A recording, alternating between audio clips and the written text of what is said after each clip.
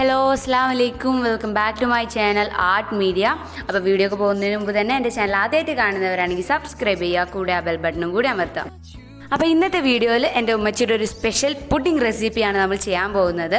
അപ്പോൾ ഈ പുഡിംഗ് ഉണ്ടാക്കുന്നത് കപ്പ കൊണ്ടാണ് കേട്ടോ. എങ്ങനെ നോക്കല്ലേ, ലെറ്റ്സ് ഗോ. അപ്പോൾ അതിന് വേണ്ടിയിട്ട് ആദ്യം തന്നെ കുറച്ച് കപ്പ വേവിച്ച് വെച്ചിട്ടുണ്ട്. എന്നിട്ട് ഈ വേവിച്ച് വെച്ച കപ്പ കുറച്ച് പാലും ചേർത്ത് മിക്സിയിലിട്ട് നന്നായിട്ടൊന്ന് അരച്ചെടുക്കുക. എന്നിട്ട് നമുക്കിതൊന്ന് മാറ്റി വയ്ക്കാം. എന്നിട്ട് മറ്റൊരു പാത്രം എടുത്തിട്ട് നമ്മൾ 2 ടീസ്പൂൺ കസ്റ്റാർഡ് പൗഡറാണ് എടുക്കുന്നത്. ഈ കസ്റ്റാർഡ് പൗഡർ ഞങ്ങൾ വീട്ടിൽ തന്നെ ഉണ്ടാക്കിയതാണ് കേട്ടോ. അപ്പോൾ 2 ടീസ്പൂൺ കസ്റ്റാർഡ് പൗഡറിൻ്റെ കൂടെ 2 ടീസ്പൂൺ കോൺഫ്ലവറും കൂടി എടുത്തിട്ട് ചൂടില്ലാത്ത പാല് കൊണ്ട് നന്നായിട്ടൊന്ന് മിക്സ് ചെയ്തെടുക്കുക.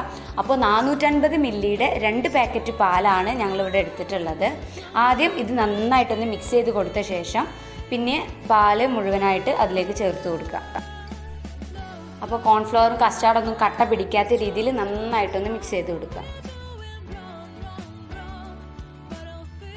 എന്നിട്ട് നമ്മൾ നേരത്തെ അരച്ച് വെച്ചിട്ടുള്ള കപ്പ ഇതിലേക്ക് ആഡ് ചെയ്തിട്ട് നന്നായിട്ടൊന്ന് മിക്സ് ചെയ്ത് കൊടുക്കുക കേട്ടോ.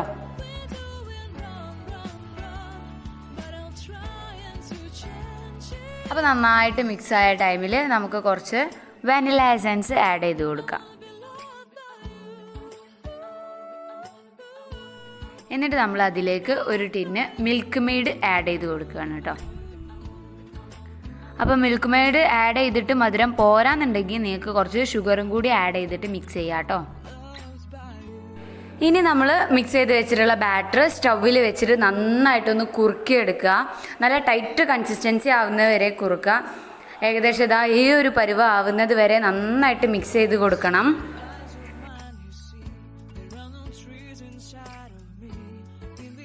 ഇനി നമ്മൾ കുറുക്കി വെച്ചിട്ടുള്ള ബാറ്റർ നമുക്ക് ഒരു പ്ലേറ്റിലേക്ക് സെർവ് ചെയ്യാം. സെർവ് ചെയ്ത ശേഷം അത് ചൂടാറാൻ വേണ്ടി വെക്കുക. എന്നിട്ട് അത് ഫ്രിഡ്ജിൽ വെച്ചൊന്ന് തണുപ്പിച്ചെടുക്കുക.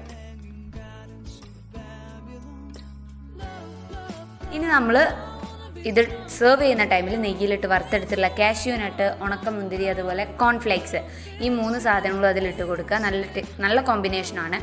അപ്പോൾ നമ്മുടെ വളരെ ടേസ്റ്റി ആയിട്ടുള്ള കപ്പ പുഡിംഗ് ഇവിടെ റെഡി ആയിട്ടുണ്ട്.